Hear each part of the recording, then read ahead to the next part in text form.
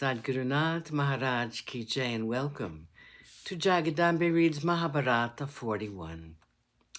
As you may remember, the great exhibition of the boys' talents was about to start.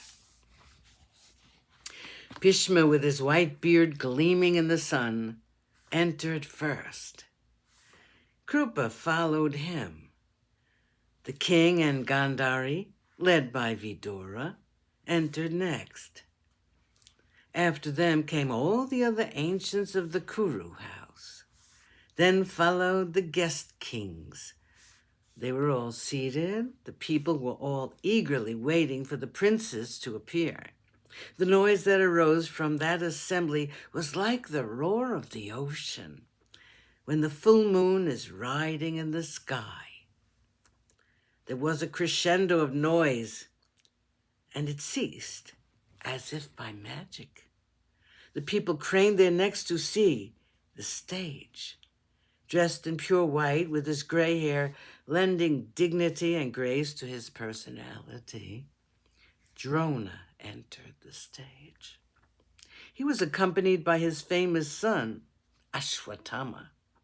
Vyasa was there too to watch the proceedings. The king honored the two preceptors, Drona and Krupa. Brahmins were chanting the Vedas.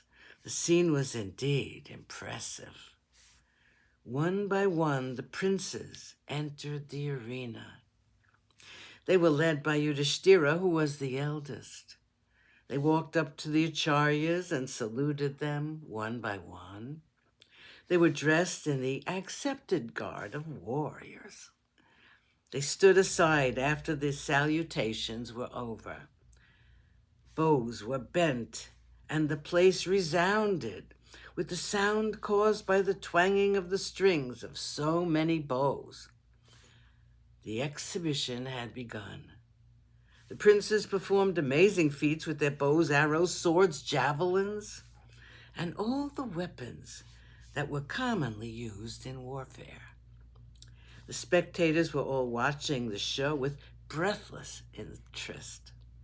It was fascinating for them to see the young men and the ease with which they handled the many weapons.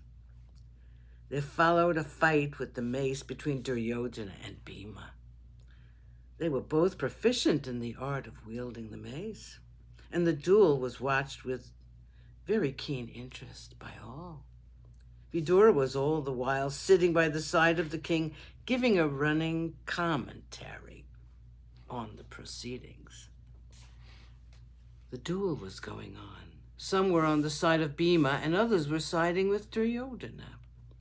Drona was watching carefully. He knew the hatred the two princes bore for each other. When he thought that the fight was more intense than necessary, he spoke to Ashwatthama.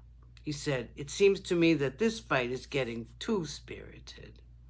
It's not just a display of their skills. People have begun to take sides. Go and separate the two and bring the duel to a close. Let us not have unpleasantness on the stage today." Ashwatthama went quietly to the stage and parted the two combatants, who were unwilling to give up. The Guru's commands, however, had to be obeyed. With their eyes reddened with anger, with their looks full of wrath, the two young princes parted. Drona asked Arjuna to appear on the stage. Arjuna looked beautiful as he made his appearance. He was wearing an armor of gold. He held the bow in his right hand. The quivers full of arrows were strapped to his shoulders. His fingers had leather covers to protect them. There was a deafening cheer from all sides when he ascended the stage. The king heard the noise and said, "Vidura, what is that noise? What do the people want?" Vidura smiled and said, "Arjuna, the handsome son of Kunti, has ascended the stage. He is the favorite of all." Sadgurunath Maharaj Ki Jai. Thank you for coming. I hope you come again.